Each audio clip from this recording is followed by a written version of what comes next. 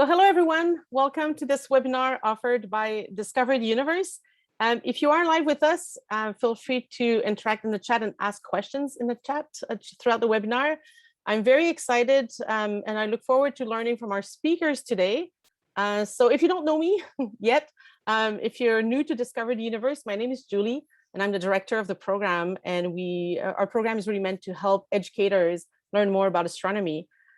And I'm very excited about today's speakers, invited speakers. And instead of doing a land acknowledgement myself, I would like to invite Isaac Murdoch to tell us more about their connections to the land.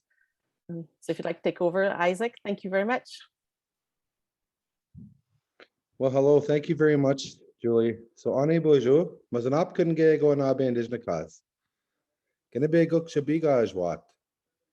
Ndonjaba. Gnoje and dodam. Nishnabe nini and dao. Nimkiaj bikong ninda. My name is Isaac Murdoch. I'm from Serpent River First Nation. I'm from the Fish Clan and I'm Ojibwe. My name, Mazanapkan Gego Nabe, it means the animal man who paints the rocks, which is actually very appropriate for me. And I come from a place that's called where the serpents are painted on the rocks. And I'm Ojibwe. I live at Nimkiajbikong, and I'm very happy to be here and to start things off with a land acknowledgement. So first off, I just want to give thanks for the people that have tuned in. I think that when people join together and when we learn from each other and when we open our minds and our hearts, then we actually have a possibility and an opportunity to create something beautiful. And that's what I always take away from these gatherings, is that we're able to walk away, touched and moved, and perhaps, creating networks or the ability to do something. And, right now we have so much to be thankful for when it comes to the land. Of course, we all know that right now there's huge gatherings about the environment and climate and stuff like that. And that's the time that we're in. And for my people, we always believe in giving thanks. And through that giving of thanks, that we're able to restore balance. So that's what I'm going to talk about during this acknowledgement. So first off, I want to give thanks to the stars and the moon and the sun for hanging above us and shining their light on us. I give thanks for all of the beautiful sacred sites that live there and that continue to teach us and continue to share their wisdom with us. I want to give thanks for the sky.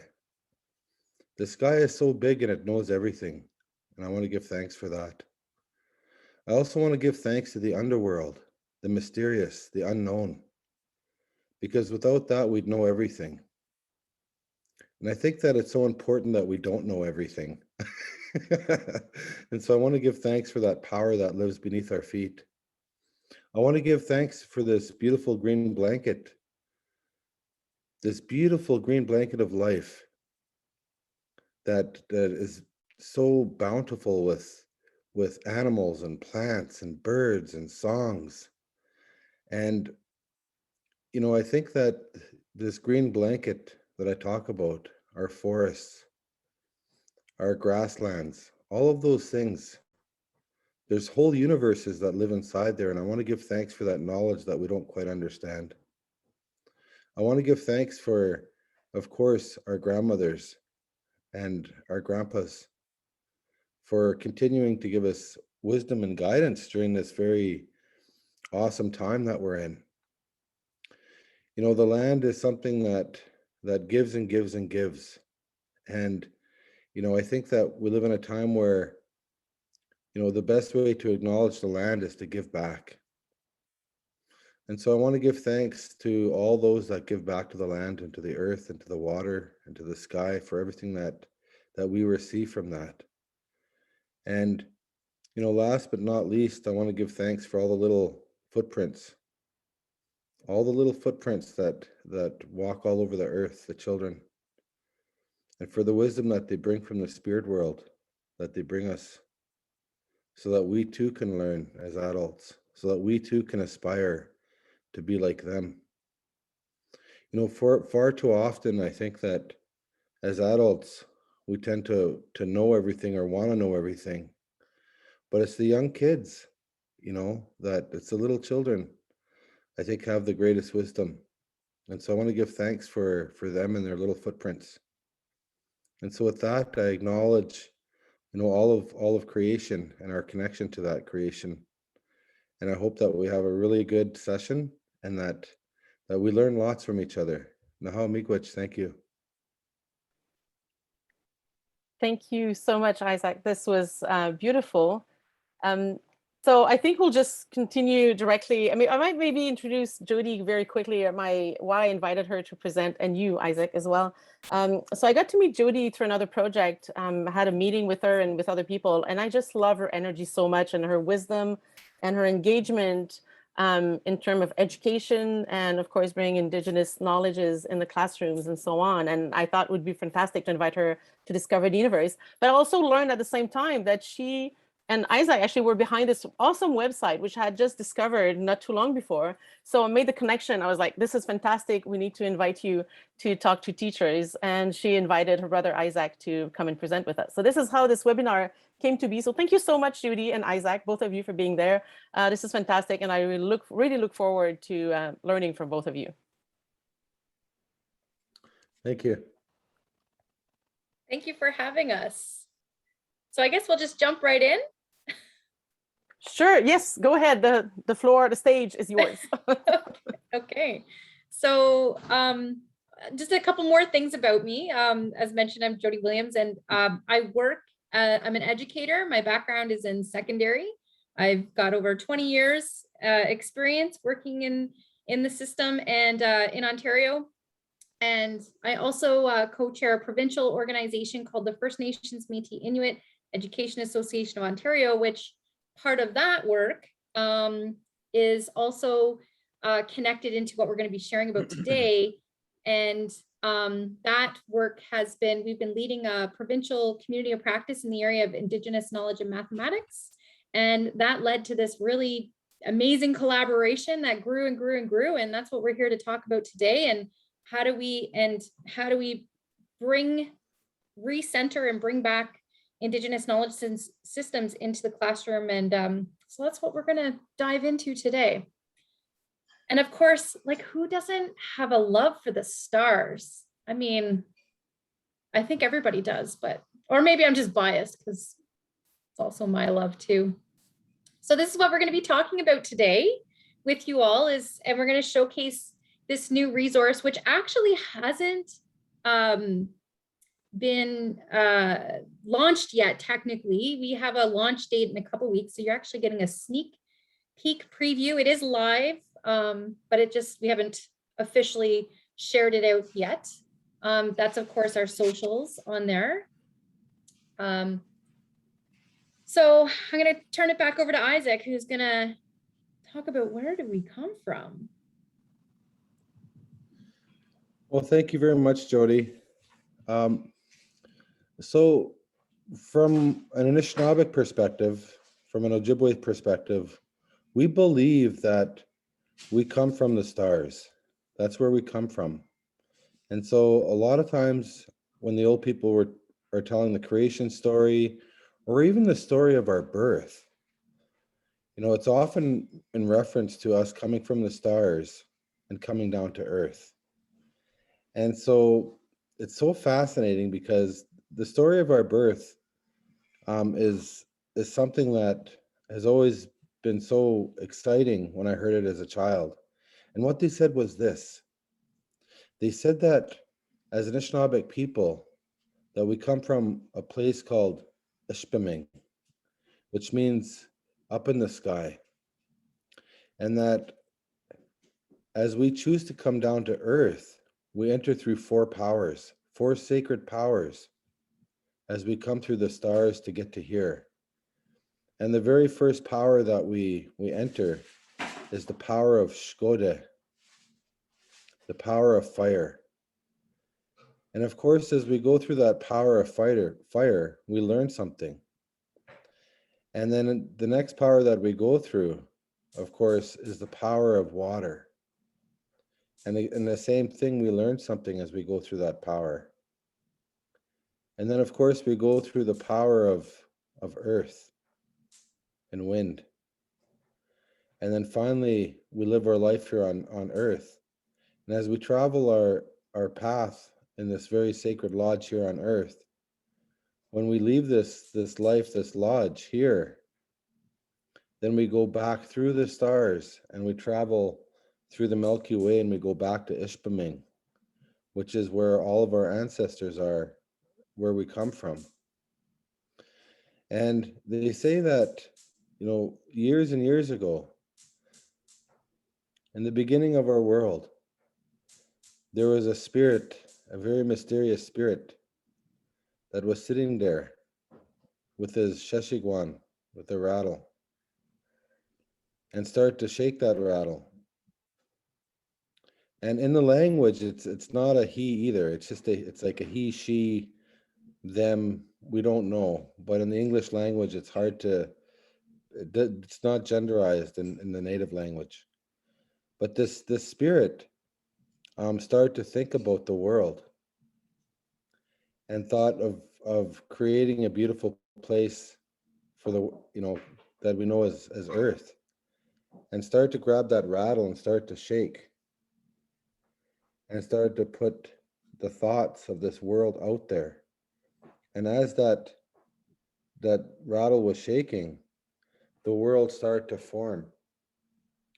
And it was the power of that rattle, it was the vibration of that sound that was able to create the world. And the thoughts were in that sound. So the spirit's thoughts were inside that sound, and it came. This world came from that. And I've always felt that to be very fascinating. And the old people used to draw maps of where our people are up in the stars. They would draw maps, and I was able to cross-reference some of these maps, from 1996, all the way to, 1920s, all the way to 1850 and before that. And all of those star maps look the same, talking about where we come from as Anishinaabe. And so they say that not only do we come from the stars, but we are the stars, and that a star is a spirit, and that we're a spirit too, and that that's who we are, and that those are our relatives up in the sky. And so during our creation story, they talk about, Gijikokwe, Sky Woman, and how she, was thrown off the moon and landed in the earth, and how her medicine scattered on the bottom of the waters, and how it washes up on shore, and that's our shells. And so the shells are a reminder that the stars, carry much knowledge. And they say that this knowledge goes from the deepest parts of the water to the highest parts of the sky. And that sky knowledge, that sky power that's up there, is really a map on how we live here on Earth. It's a code on how we live here. All of the pictures that are up there, all of the sacred pictures that are hanging above there, we consider them to be sacred sites. That they all have stories to remind us on how to live with our original instructions. And that's really cool. And to know that we come from that, and that we're a part of that, and that we're not separate from that, is really amazing. And so when you look at the universe, and it's so infinite, and it's so grand, and it's so big, and it's so absolutely incredible and deep, we come from that. We come from that power. There's nothing out there that is not as inside of us. So when you look at the beautiful night sky and you see how brilliant and how impossible it is, and how powerful and how medicinal and amazing and mysterious that is also inside of us. And so one of the greatest things that we think about when we look at the night sky is mystery. We're not supposed to know everything. That's not right if we know everything. You know, we have to live our life with some mystery. That's a gift. You know, I think knowing everything would be a curse. So, you know, the great mystery that hangs above us is an important concept with our people. But over time, you know, we've had many stories and many atsukanan, many sacred teachings about the stars, where they came from, how they came to be, the creation story of those stars. And they're all beautiful teachings that reflect how we're supposed to live here on earth. There's always lessons to be learned in this from the sky. And that's the most beautiful thing about it, is those incredible lessons that we have from the sky. Because when you really think about it, as human beings, we know very, very little. There's not a lot that we actually really know. You know, as human beings, we are studying things. We kind of have an idea about some things, but we really don't really understand everything. And we're kind of like babies, you know, so, and it's good to be like that.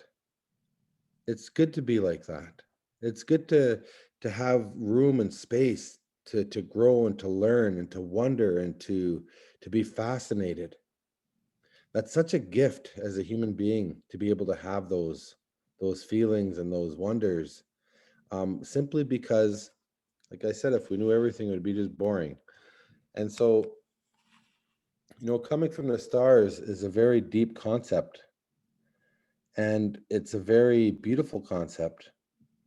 And, you know, like I was just reading this thing the other day, where it's like there's a certain element in our body that can only be found like a billion light years away, you know, and it's not found anywhere else. And it just goes to show how deeply connected everything is in the sky. The same way that everything is deeply connected in our bodies, in our ecosystems, our hydrology, the sky is no different. There's a massive connection, there's a massive network that exists that we can't even comprehend, because there's no way that we can. And we probably never will. The great mystery will always remain as the great mystery. But so what that does is that leaves us with the door open to try to learn as much as we can. And it's a fun, beautiful journey, because when we learn about the sky, when we learn about the stars, about the light, then we're really learning about ourselves. And I'm going to quote the old Violet McGregor, who said, you know, if you want to know something, then look up in the sky. If you're missing something in your life that you don't know about, look up in the sky. If you're feeling like you don't belong, look up in the sky. If you feel like you're disconnected from the earth, look up at the sky, because the sky is just a reflection of what's here. And that's what she said. And we don't spend enough time in our lifetime raising our hands to the sky, reaching up and grabbing that sacred knowledge and bringing it down to our children, which I think is a beautiful idea and a beautiful concept. Which actually leads me to this next picture, where we're going to be talking about education. So as we know, there are many different types of education. There are, you know, traditional forms of education, like, for example, Anishinaabe Adson, Anishinaabe knowing, that goes back, you know, thousands and thousands and thousands of years. This science and this education is a very highly disciplined education that is extremely advanced. And like I said, had thousands of years to develop, had, you know, that has scholars and teachings and just waves of information that even now Western science can't quite figure it out. And so when you look at Western science, it's only been around for about 500 years. But for, all over the world, people understood this knowledge for thousands and thousands of years before the colonial education system came in. So the globalization of Western education has been wiping out indigenous knowledge all over the earth. And I mean indigenous knowledge, and not just like native people. I mean, it's been wiping out star knowledge all over the earth for every group of people. And so I think that,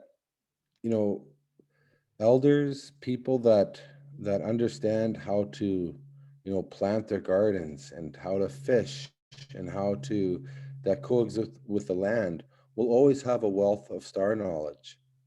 And what the education system does is it systematically removes people from the land and into colonial structures. And with that is the removal and the erasure of star knowledge. Because now people don't need to understand the moon and stars when it comes to planting or fishing or hunting. Because our economies change and the education is always geared towards, ensuring that we have a strong economy. And so, and the economy right now is it's not based on how things were before. It's not sustainable. It's a different type of economy that has an ending to it. So I think star knowledge plays a huge role in bringing us back to a place where we need to be for sustainability, so that we can economically be feasible with the lands and waters again. And so in virtually every country all over the world, traditional people are saying the same thing, that we move too fast. We move too fast thinking that we knew something when we didn't. And so what I love about star knowledge is that it really does have a deep connection with the earth, because they're one and the same. And so understanding star knowledge helps us understand who we are as human beings and our place here on earth and how we can coexist as one. So it's almost like we're kind of weaved with each other. Everything is weaved in with each other. So this great blanket of stars that hangs above us, everything is weaved into it. And so that's the beauty of all of this. And so the education system has been famously been active in debunking any sort of traditional knowledge and just focusing on what their definition of success and progress is. And it's nice to see that, now we have education systems that are saying, well, hold on a minute. We move too fast on these things. There's something missing. There's things that are missing in what children should learn, what adults should learn.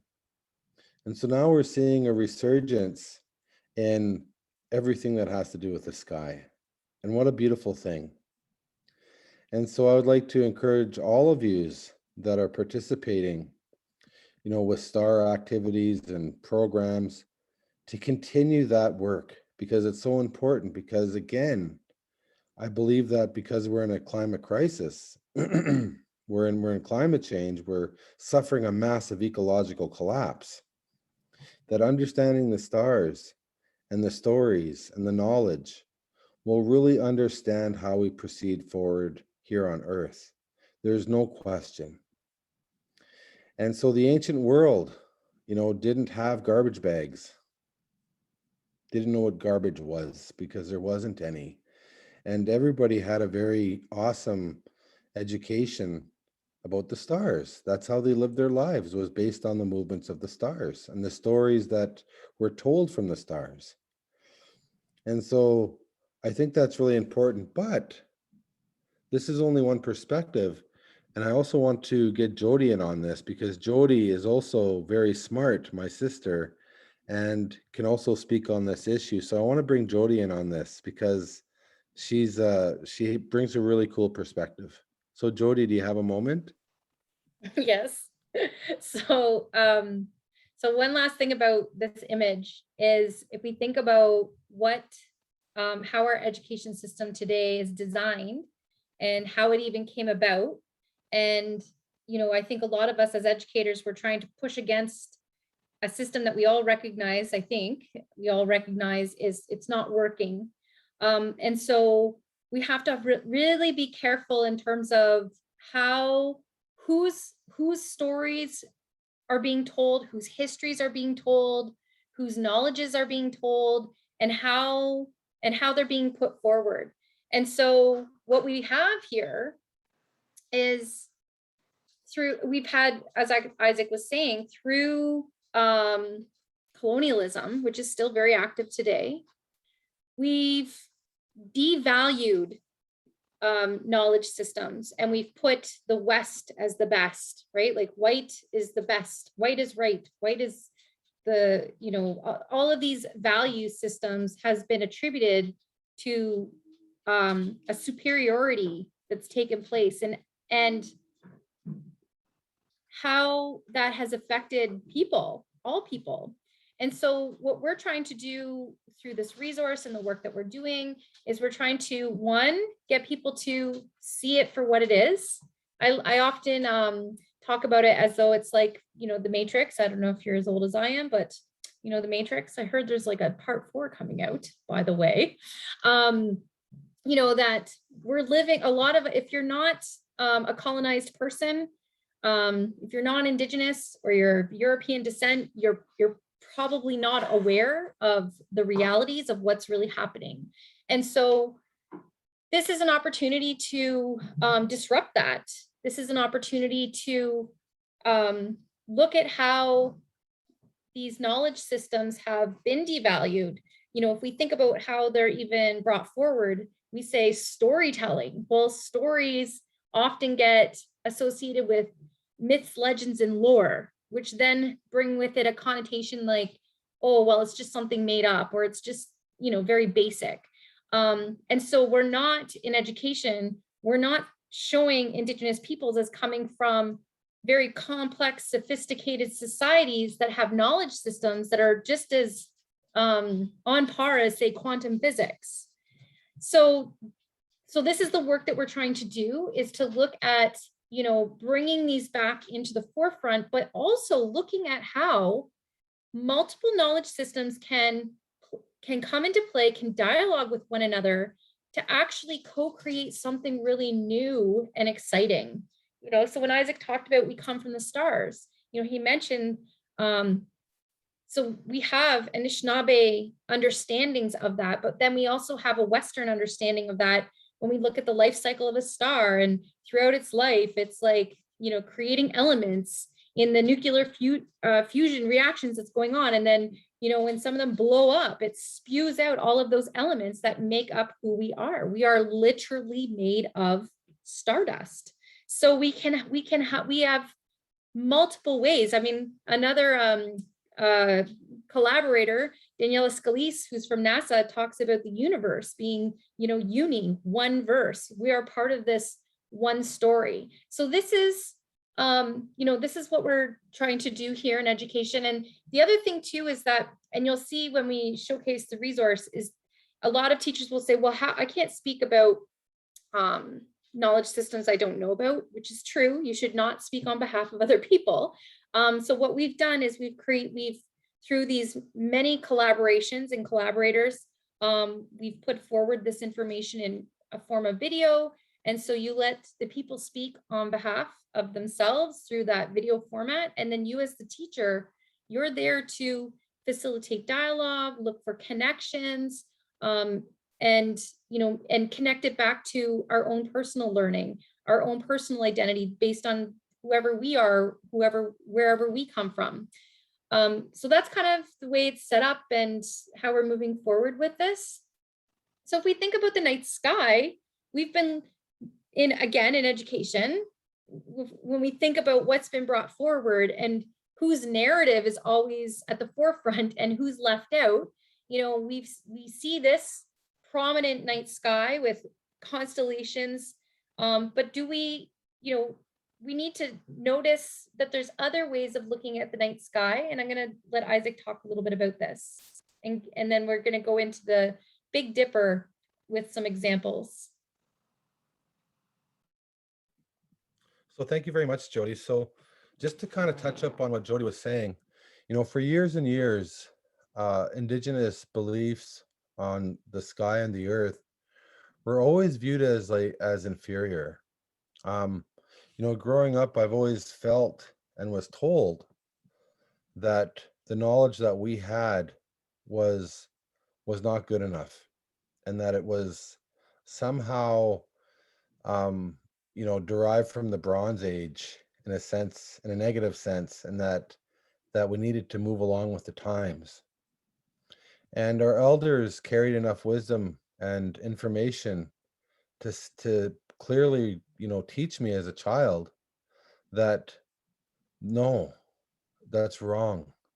That Indigenous people have high disciplines of education and thought, and that Western education, like I said, is very, very young compared to a lot of the older systems that existed before, and that we have a lot to learn from these systems, and that includes myself.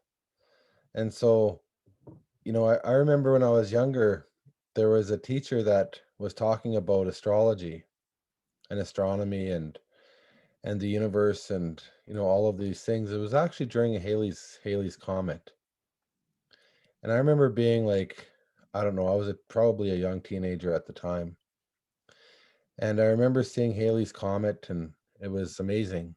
And there was all these stories about it.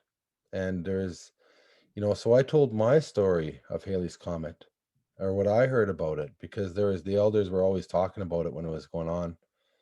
And it completely had zero impact. And the teacher said that was, a fairy tale. And so, I just want to let you know that, as Indigenous people, we don't believe in fairy tales. We believe what is happening really did happen, and that the universe is a puzzle, and that everybody's creation story and everybody's knowledge and everybody's understanding has a place in there, and that it's like a big puzzle, and when you put them all together, it kind of tells us bigger, broader picture of what's going on. And it's, so there's always this when you're on the watching the news or whatever, it's like, oh my God, the native people were right. They, this thing does rotate 72 times and blah blah blah, and how did they know? They must, blah blah blah. And it's like, oh my goodness, it's like we are smart people. We don't need Western science to validate our astronomy. We don't need Western science to validate our thought and our education systems. And we have to remember that it was just like a generation ago when many of our people didn't live with a garbage can. That's how educated they were. And they were living based on the movements of the moon and stars. And so with that, when we look at this amazing picture in front of us, Ojibwe Gijik Anung Miznagan, which translates to the Ojibwe Sky Star Map, which is pretty beautiful. And so, of course, in the spring, which is Zigwan, we have Mijibiju, the curly-tailed great panther. So Mijibiju is a water panther that lives deep in the water and is the boss of the water spirits, and is a very incredible, powerful spirit that we call upon during times of sickness and famine. And for us, we believe that in the springtime, the great water panther is celebrated simply because that's when the earth, the water breaks on where we come from. The same way that when a mother's water breaks, and brings life. And that's what Mijipiju really represents. And then we have Madotsewan, which is the sweat lodge, which is another important picture or sacred site in the sky. And that's a sacred lodge that we use to purify and to cleanse our bodies and our minds. And it brings us back to the earth. Because oftentimes when we live our lives, we become very disconnected to the earth. Even though we're standing on it, we become very disconnected. And so the teaching of the Madotsewan is to reconnect us back to the earth. And just to give you, I mean, I could tell you legends and stories about all of these things, but I will tell you a little bit about the Madotsewan. They say that a long time ago, a young child went fasting, praying in the forest, because the people needed help. And so the child was brought up to the moon by an eagle and was brought into the crescent moon, right into that doorway that lives there. And of course, inside that crescent moon, there were 7 spirits. And of course, the Nijwasiwan, the 7 teachings came about. And one of those teachings that was held in a clay pot was brought down by that child. And that was the teachings of the sweat lodge. And that's where that came from, was the crescent moon. And so in our lodges, the rocks are formed into a crescent moon, the rocks that we use inside the sweat lodge. And of course, the earth itself is represented by the sweat lodge. And the pit where we put the rocks inside of the sweat lodge is the womb. And the fire is the doorway in the crescent moon, because that's where they have the fire. Of course, for those of you that never seen a sweat lodge, probably have absolutely no idea what I'm talking about, and I apologize for that. But that's part of the teachings about the Medusewan. And then of course we have the Boyanang, which is a very powerful star. And it's called the woman's star. And again, the woman's in the springtime, the animals, a lot of them have their babies. And so that's in commemoration to all the life that's being born in the spring. And then of course we have, the Wabanong, or Wabano they call it, which is the morning star, which is something that on the longest day of the year, we celebrate that star in ceremony, and we have a celestial teachings that go with all of these things. And then of course you have the Ningabi Anung, the evening star, which is a very powerful star as well, and is also a representation of Nanabuju's dad. So a great being in our culture, Nanabuju or Nanabush, that's their dad. So in this celestial map, I mean, I can go on and on and on, but I'm not going to, because I believe that I could probably sit here for several hours telling stories about all of these things. But it just wasn't the Greek maps, or we had our own interpretation of what was going on up there. Of course, over here we have something called the Big Dipper, and we have the Little Dipper. And so the Big Dipper there's a very beautiful story that goes with it that I refuse to tell, Jodie. Well, you don't but if have we can to, go back, because it's in the resource. You can actually it's in the resource. hear the story in the resource. You want to go back? Yeah, I'm we'll just go worried back. about time. We always run out of time, and we're really running out of time. I know. So You want to go back? we'll go back. Okay, to this one? Okay, so you notice here how you have the Big Dipper and you have the Small Dipper.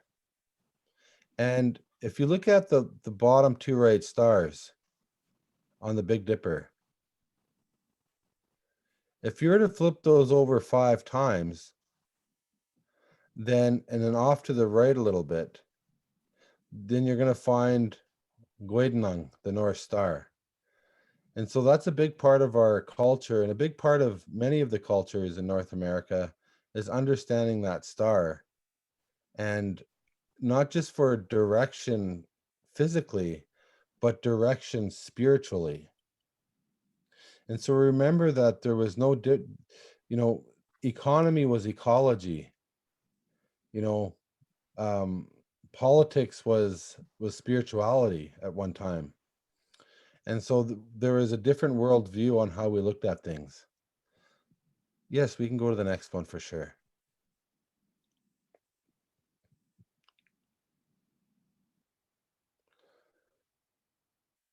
And so as we see, yeah, go ahead, Jodie. Oh, no, I was just pointing out, like, so this is like a time lapse going around in 1 year. So go ahead, Isaac. Okay, yes. So you're seeing the time lapse, and you're seeing how, the winter maker, the one on the top there is coming out. You're seeing how things are moving in the sky. And this is really important to our teachings because we actually live in accordance to this movement that's happening. And this is where our planting comes from, our hunting, our fishing.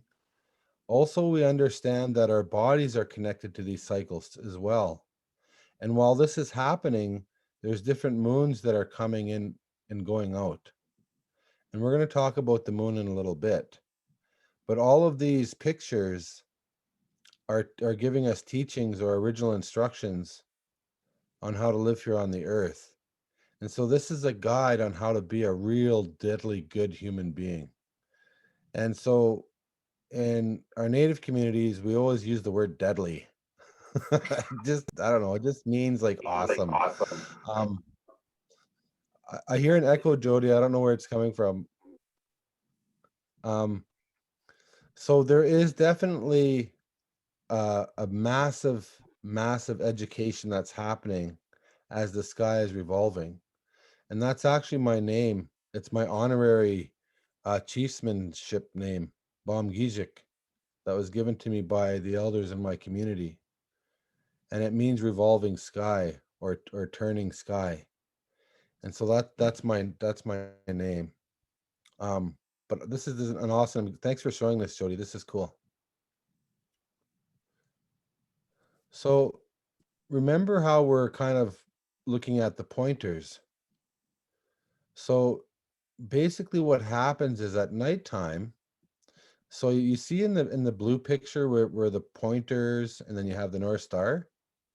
So in the nighttime, we will find that North Star and we'll look for a tree, a silhouette of a tree underneath it.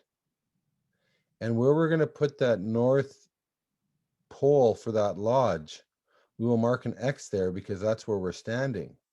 And then what we'll do is we'll use our hands as a measurement to see how many hand widths it takes from that tree to reach to that North Star. So during the day, when all of a sudden it's nice blue sky, the sun is out, we'll know exactly where that North Star is during the day. And then what we'll do is we'll actually pitch the North Pole lodge of our lodge, our North Pole in the lodge, right directly to that North Star. And that way we can actually, the lodge will be set up celestially based on the stars. And so it was very important for us to have our lodges connected to the stars because it gave us a sense that we were a part of something very great and very beautiful, and that's also a part of who we are too. And that when we leave that lodge, we carry that with us and we spread that all over. We spread that goodness and that magic and all that good medicine that comes from the sky. And when we leave that lodge, we hand that out and we try to make things better. We make a situation better. We make a family better. we make, you know, whatever the situation is that we want to improve by the sacred knowledge that hangs up in the sky. And so that's kind of what I learned growing up about our lodges. So the Awesome other pictures, thing, Jody. Thank you. These are taken from out at Isaac's place. So the other thing too about this is that when we were talking about the mathematics that's involved, and one of the things is with, you know, Indigenous knowledge systems that have evolved over thousands of years, you know, it becomes an intuitive knowing. And so I don't know if you noticed with the little pointer there, you know, when Isaac's talking about the construction of the lodge, in addition to all of the things that he was just mentioning, he's also talking about doing trigonometric calculations. And so, you know, this, so the math isn't, you know, talked about explicitly in how we talk about math in class today, but it's become an intuitive understanding in how you're doing those calculations when building, for example, a lodge in this case. And if you think about, you know, there's research now that talks about, you know, all of this and mathematics that's embedded in this is spatial reasoning.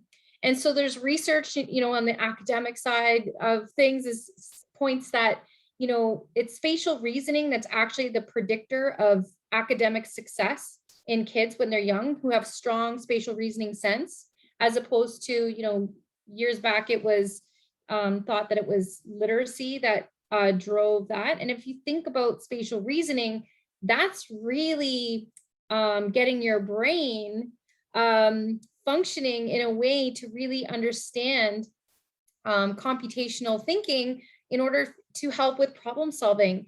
So one other thing that we wanted to show in terms of, you know, this was to kind of give you some ideas in terms of the sophistication that's going into some of these things is, you know, the other thing is we want kids to get outside and notice as well. So if you think about science, it's like, it's an observation. It's a consistent observation in order to make predictions about things, which is the same thing as math, actually. So here's a little example of telling time using the Big Dipper. Term. First, find the Big Dipper and the North Star. Next, trace a line through those last two stars of the Dipper, called the pointers, towards Polaris. Imagine Polaris is the center of a 24-hour clock, with its hour hand passing up to the pointers. But instead of turning clockwise, its hour hand turns backwards. There's another pretty big catch. You can only read this clock directly from the sky on March 6th. On any other night of the year, take the reading off the Dipper clock and subtract 2 times the number of months after March.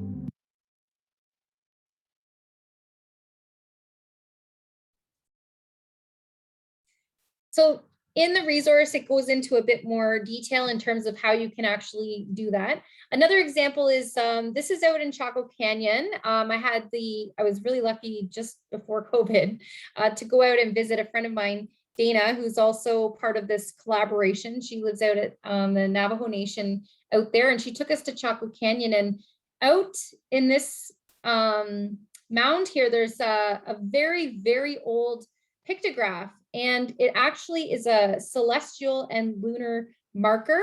So, you know, when the sun shines, it goes through these slices in the rock, and it creates a sun dagger on this, on these spirals. Now, what really was like blew my mind is it wasn't just so much a solar calculator, but it also calculated the lunar maximum and minimum. So, you know, when the moon rises and sets along the horizon, it actually moves across, goes up and down. And so it has a minimum and a maximum, and it's over an 18-year period that it goes from one side to the other and then back again. And if you notice on these spirals, they spiral 9.5 times.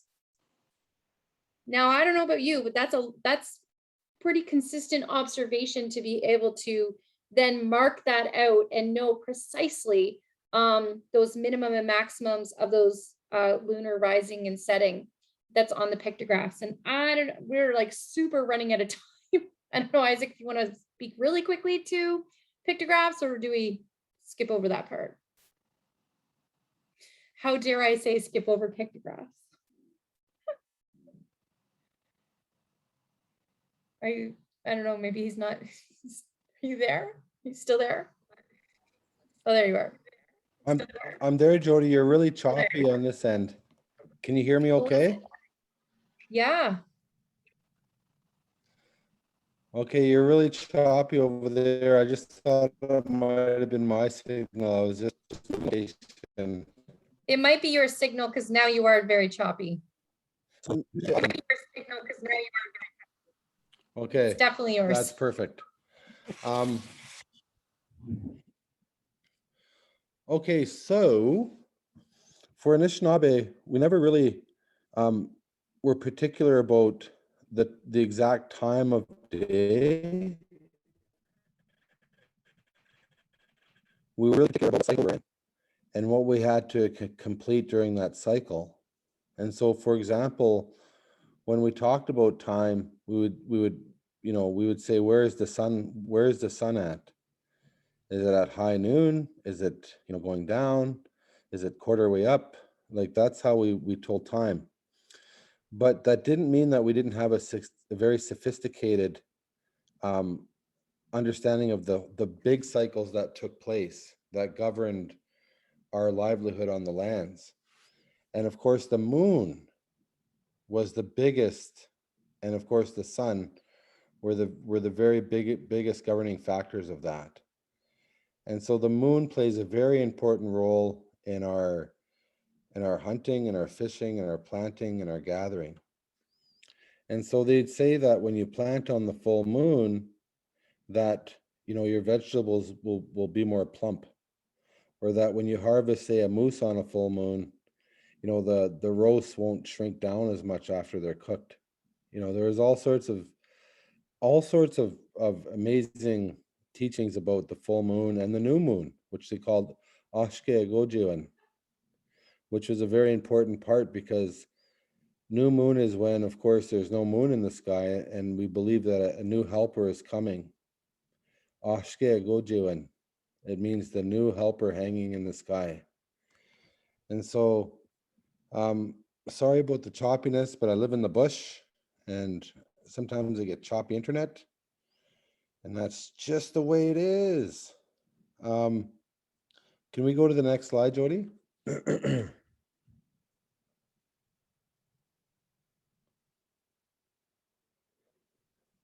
So, lessons from beyond, bringing Indigenous knowledge systems into the classroom.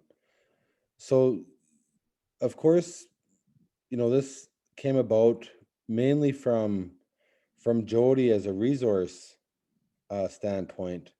She really wanted to make sure that there were resources available for children and students. And so, she went on this huge, massive undertaking of like having, star gatherings, bringing people like all over the world and understanding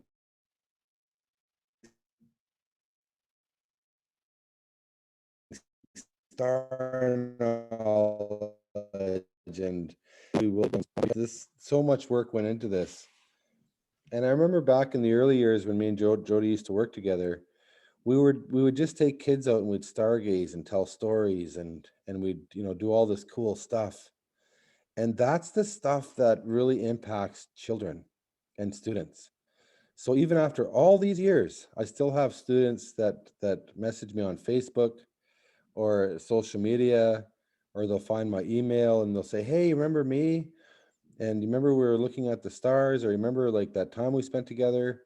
And for me, it was all about relationship building, but not just with me and the student, but me, the student, and the stars. And it wasn't just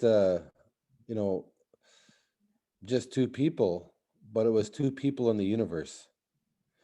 And so I love this resource, because it's like a doorway that can lead people out, actually physically outside into the stars, which is what we want. But in some places, like in the middle of Toronto or wherever, you just can't see the stars. So this is the next best thing. And so we really want to make sure that children and students are in tune with some of these knowledge systems and some of these really awesome resources that are available. And so I'm going to get Jodie to talk a little bit about this because she works so hard on this, and she'll kind of give you a tutorial as to, she'll give you a little tour. Well, I'm going to play our video. So we are going to formally launch this in a couple weeks. So you guys are all going to see our little promo video, which gives you a very fast walk through the resource. I mean, you have the link, so feel free to go through it yourself, but I'm going to play the promo video for you. Hello, everybody. It's Isaac Murdoch from Serpent River First Nation, and I'm Jodie Williams, and we are here to talk about a new resource that we're going to be sharing out with the world called Lessons from Beyond.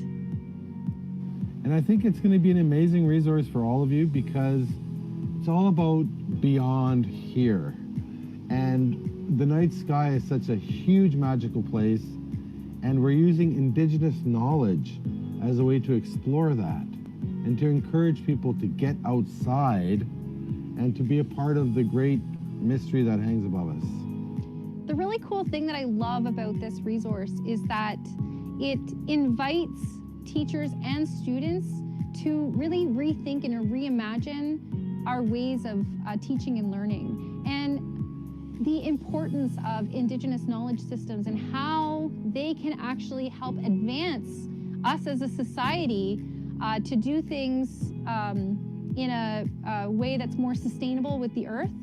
And it's a new, exciting approach to even thinking about how we learn about things like mathematics and science, and the incredible depth of knowledge and complexity that comes when we sit and listen to those Indigenous knowledge systems and what they have to offer. When you look at old ancient systems, they all relied on the moon, the stars, the sun, and how that was in relation to food. And so I think Lessons from Beyond is something that can give us connections for sustainability. I really believe that. The resource itself is based on several community members, Indigenous knowledge holders and elders from these lands, as well as other lands around the world. And we have also created it in a way that it's based on animations. So people like Isaac that you're seeing here in the human form is actually in an animated character in the resource in order to engage kids and invoke their curiosities using that format. The virtual reality part is just mind-blowing because essentially you put on these goggles and next thing you know you're in space. And everywhere you look with these goggles, you're gonna see stars and constellations like in real time. So as you're looking, you'll say, okay, that's where the Big Dipper is. And there'll be a person there, and you can click on that. And next thing you know, that person is telling you a story in space. So included in the resource is multiple teacher guides that provide links to activities that are connected specifically to the grades 6, 7, and 8 mathematics curriculum. However, the content that is on this website is suitable for all ages and all grades, and teachers are invited to look for creative ways to bring it into their classroom. I think it's really important to introduce Indigenous knowledge systems to young people because it's going to help shape a different worldview. So we really hope that you'll enjoy this resource. Check it out. It's still ongoing. There's more iterations to come. We're forever building on it. We have a really cool partnership with NASA. Yeah, it's fun. There's really interesting characters in this resource. Like I've met them and they are all fascinating characters. You're not going to want to miss this.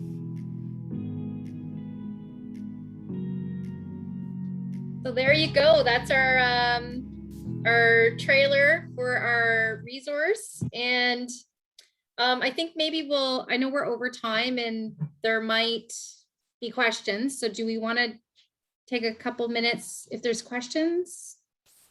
Sure. Which way you want to go, Judy? I mentioned that we'll be going over time and this is being recorded. People can come back. So it's not, for me, no stress. So people who are there, maybe it would be worth taking a few questions. People need to go actually. if you're okay with that. Can you read them directly, Judy? There's Put been the ones in the chat box here. Yep. Okay. All right. So Chris, we don't have a mailing list. You just go to the website. It's all right there. Everything's on the website. So actually, I should mention that the this resource, Lessons from Earth and Beyond, actually, so the section that we're talking about is Lessons from Beyond, and it's actually a part 3. So the first part was Lessons from the Earth, which started years ago as a collaboration with Isaac and I, which is based on the Fisher story, which is based on the Big Dipper story, the one that Isaac said, I don't want to tell that story again, because he's told it like 4 billion times. That actually is there. And then there's one called Lessons from the Water. And then this is now Lessons from Beyond, which is what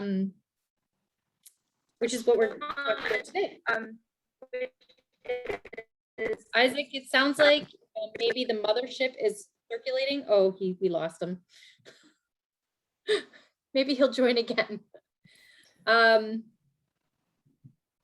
So, okay, the next question, does the virtual reality work with Oculus Go? So actually, so we started this just before the pandemic, and we wanted to, so we're going to put in links with the VR component, because we kind of went on hold since we're like, well, nobody can be touching nobody can touch anything. So we're slowly coming back into school and stuff. So we put that actually on hold, because if you can imagine, this ended up taking much longer. It's been a growing collaboration. So we're still finalizing the VR components for it, but basically we're going to upload them into like a YouTube, so that you can actually like toggle between a video and a VR. So you could use it, hopefully in a variety of VR goggles. So we're doing it as like we have a class set of VR goggles and little iPads, so that you just play it off the YouTube link, and then it'll be in there. So I see Isaac's trying to come in with his, there he is, okay. I'm here, So I'm here. A couple of questions. How can we compensate the knowledge sharers? That's a great question. I don't know how to answer that one. I think I can answer that. I think that it's really important to, when we're talking about compensation, I think what we're really talking about is offerings, and making offerings to the earth and to the sky. And I think that's one of the natural laws that we have as Indigenous people. And so my grandparents always said that it would be so beautiful to see everybody make offerings to the lands and sky for what we receive here. And so I think that's the biggest compensation that I could ever wish for, is that people would give presents and, beautiful little gifts to the lands and waters and to the sky. And so that's what I think would be really good compensation. Any other questions? How's my audio? Did it go back nicely? It's much better. Great. Sounded like maybe you were getting beamed up there for a minute. Possible. That's possible.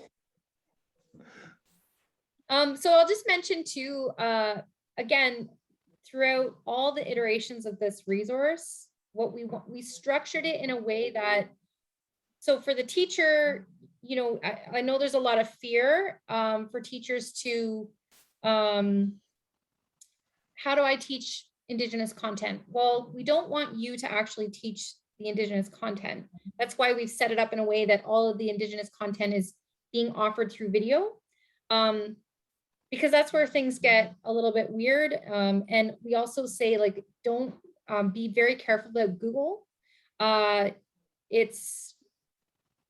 can't trust it. There's a lot of weird things out there that are not correct. There's a lot of misinformation, and there is heaps of romance. One of the things that I do in my school board, so I mentioned I'm in Southern Ontario, and we basically say to teachers, your job is not to teach the culture. That's not your job. Your job is to teach, you know, factual things. Your job is to teach, you know, most like what the curriculum's asking you to do, which is not actual culture. Your job, so we bring in knowledge keepers and people from the community to bring forward that knowledge. And then the teacher's job is to make all of those connections back to what they're learning about. So for example, you know, you listen to a video of a knowledge keeper sharing something, and then you can have conversations with your students. Like, what did you know, what were some of the things that you noticed about what they were saying? Is that something that's familiar with how you view the world? Like, what are the messages that are coming out of this? And then the other thing is making sure that information that you are bringing forward, you know, ask yourself, is the information I'm conveying, does it perpetuate stereotypes? Remember, like we were saying about being very simplistic, tokenistic, you know, oftentimes we're reduced to, you know, leathers and feathers and crafts. So trying to look for ways that bring in representation that is much more meaningful and sophisticated, so that it's not, again, like the storytelling is myths, legends, and lore. So these are some of the things that we can try and combat in education. The trailer, yeah, we haven't released it yet. You guys got a sneak peek. Just Jodie, though, the someone mentioned it's on YouTube, though. Is that? It is, because Okay, it is. We just haven't formally launched it. Okay, perfect. It's not a secret. It just hasn't gone out to the world officially. There's a question that came in the Q&A as well. I'm guessing they're talking about the virtual reality part. Maybe it asks if it's compatible with Stellarium. So Cam, if I'm not sure, like the question is just compatible with Stellarium ? So Cam, if I'm not understanding your question correctly, please make it a bit clearer. Are you using Stellarium at all, Judy and Isaac, in your resource? Yeah, when we're trying to fill in, like when we're doing, it will probably most likely, like this is part of the things that we're playing around with in terms of like the VR components. Like how do you, like we're going to be filming and recording actually in January. So most likely it'll be an overlay of audio. And then things like Stellarium, those are good for when people are talking about celestial events or movements, similar to how I showed in the presentation today, right? Like that's off of Stellarium. So the movement, you know, you can select it so it shows the Ojibwe constellations and then run it through. And I just did a screen capture of that. So that would be how we use programs like Stellarium, if that makes sense.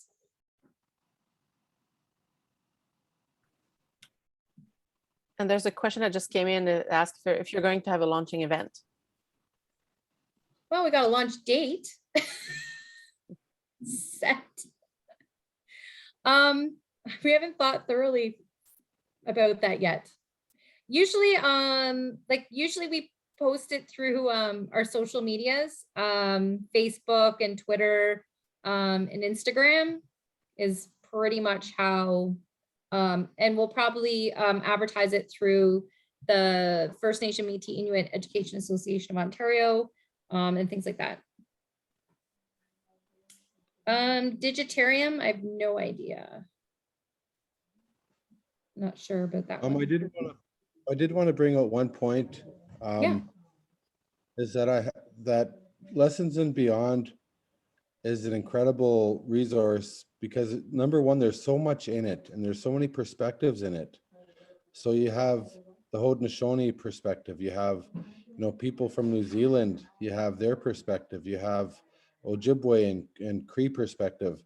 It's just once you get into it, it's kind of like you get lost, like literally you get lost in the stars. And it's just an amazing, incredible resource that's all led by Indigenous people. And so that's what makes it so neat. And I'm also going to give a shout out for my book, Nanabuju and Other Creation Stories, because the whole book is a celestial story. And so it's a celestial knowledge book that's Atsukan. That's how we say it in our language. And so Nana Boozhoo and other creation stories, you can Google that one and find it. And again, they're just celestial story after celestial story that I think children would really like to read. And I'm working on book number 2, which is pretty cool. So that's another resource that you can tap into, and I'm just going to self-promote for a little bit while I'm here. For sure. I'm just looking for the link to it. I was trying to, of course, Amazon has it, but I didn't want to put the link from Amazon. I've got it right now from Indigo. Can I share that? No, you want to get it from You can the go publisher right to directly, right? Yeah, you can go right to the publisher. I have And Yeah, what's great about that resource, that book, is that it's both in Anishinaabemowin and it's in English. So if there's anybody there that's into language revitalization, the Ojibwe language, then that is a really good resource to have. But it's really good for children. Lots of great feedback. It was a bestseller in quite a few places. So just happy to throw that out there. All right. Thank you very much for sharing that, actually. And yes, thanks, Jodie, for the right link. That's fantastic. I'm just wondering, Judy, I think you had other slides you wanted to share, or do you want to wrap now? I think we can wrap up. I have another session. That's true. That's true. So thank you, first of all, to our 2 presenters. Thank you so much. It was so rich and very interesting to listen to. And I think all participants will want to go on the website and browse more and look at all the information. And then we look forward to what's coming up. That's what I keep hearing. Like, there's more coming up. I already thought the website was great. There was already, like you say, it's the 3rd section of it. And I thought, everything else was amazing. And now there's more coming up. So I'm really excited about that. And thank you to all the participants. The numbers have gone down because we've got a bit over time, but it's okay. People can watch. And thank you for those of you who watched the recording all the way till the end, actually, when you get this point. So thank you very much, Judy, Isaac, Miigwech, to both of you. Really, really appreciate you sharing your knowledge and your resources with us today. It's super interesting. You have Thank the you last very word much. if you want to have it. Well, I definitely don't want to have the last word. I want to let Jodie have the last word. But I want to thank all of you for tuning in and for just being here and for doing the good work that you do, because I truly believe that when we inspire our young people and have them open their minds and make them into believers, then that's when we change the world. And so I really believe that there's a direct connection between, how our worldview is, what we believe, how we connect things to the earth, and how we act. And so I believe that the stars do that. And as facilitators and teachers, I mean, you're orchestrating that change. And so, congratulations for being a superstar. And I will let Jodie have the last word. Miigwech, thank you. Have a great night, everyone. Thanks, everyone.